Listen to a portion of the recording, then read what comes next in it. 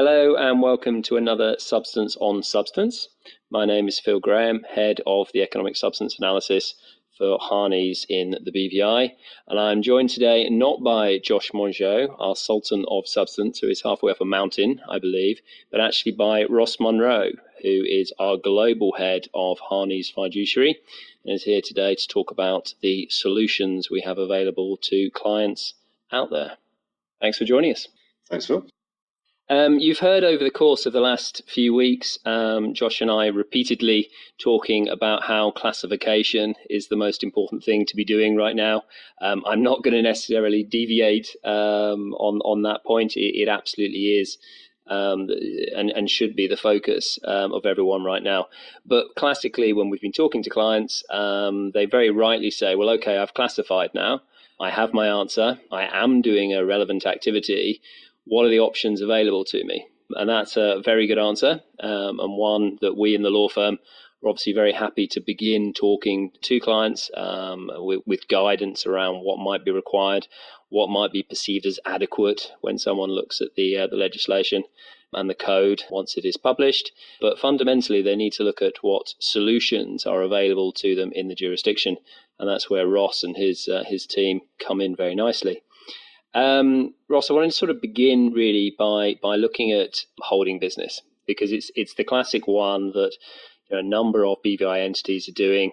The first question everyone always asks when we talk to them, they've been determined, classified that they are doing holding business. The first question they always ask is my current setup enough?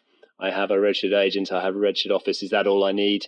And obviously our answer to that is slightly nuanced, but I'd be grateful if you could sort of give a bit of clarity on what our response is to that, and really then what other solutions we have available for holding business as it's so common out there. So, Phil, you're absolutely right. There's a lot of holding companies out there in the BVI portfolio.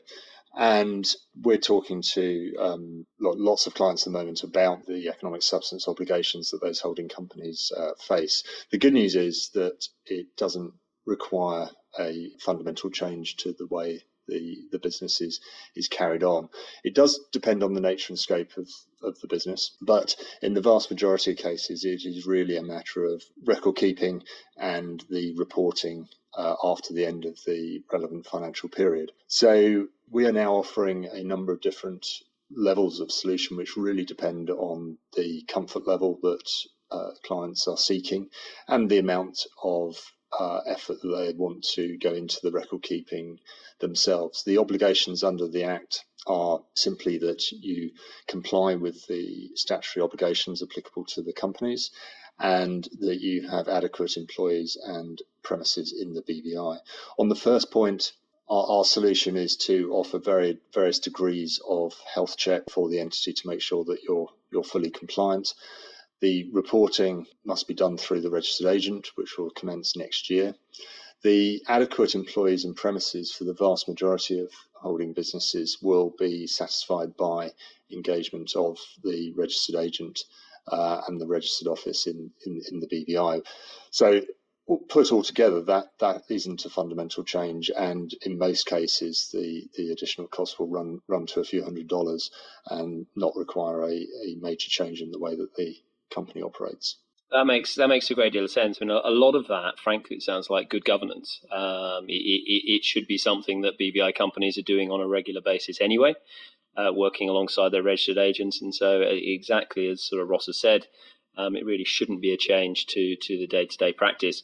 It is feasible, for those that have really got into the weeds a little bit on the holding business, it is feasible that you could be doing a little more, you could be more active in how you conduct your holding business, and you might need to actually put a little more in place than just sort of the registered agent and registered office services and everything else that Ross has described. But certainly we very much hope that people are reassured to hear that generally it is absolutely business as usual for that very common relevant activity. There are then obviously the other 8 relevant activities, and I think for the purposes of this podcast, we'll ignore IP for now, as it's a bit of an outlier. But sort of looking at the others, Ross, they clearly will have to potentially put something in place, which is a little more than really just having a registered agent and the record keeping and good governance that you described. In terms of the services that you and your team are offering, could you sort of just run us through some of the things we can do? Sure, thanks, Phil. The key first step, once you've identified that the entity is carrying on a relevant activity, is to really understand the nature and scope of that relevant activity before determining what substance you need. So we are developing processes to identify the turnover, the extent of the activity, how many people are involved, how frequent the activity is.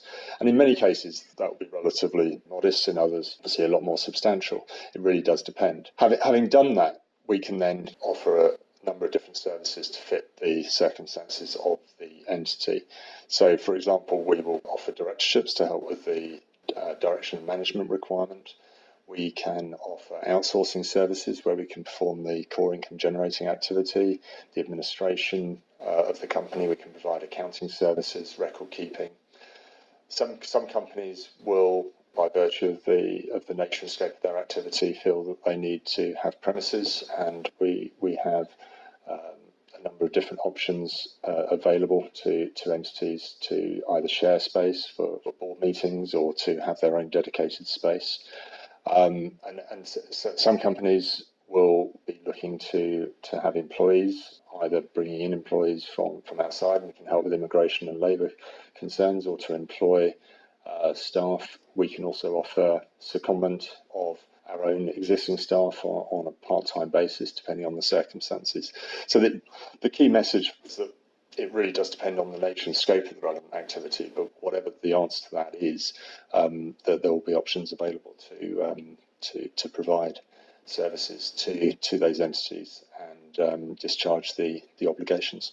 Fantastic, thank you. I mean, I think it's really important to emphasise that it has been repeatedly said to us by the ITA that what they're not looking to do here is impose additional substance onto a relevant business or on a relevant activity. What they're looking to do is actually get a feel for how that is conducted at the moment. And so whilst you may be doing one of the other relevant activities, it might be that it's very infrequent. It might be that you don't really have an employee to do it currently. You may not have premises to do it currently. You may only do it once every 5 years. And in that case, whilst you may be doing one of those relevant activities, actually the substance requirements that we put upon you will not be particularly onerous at all. And there is a flip side to that. And as I say, Ross and his team are very happy to sort of engage on any type of business that is out there and wants to have a discussion. Thanks for coming in, Ross. Much appreciated. And see you soon. Thank you.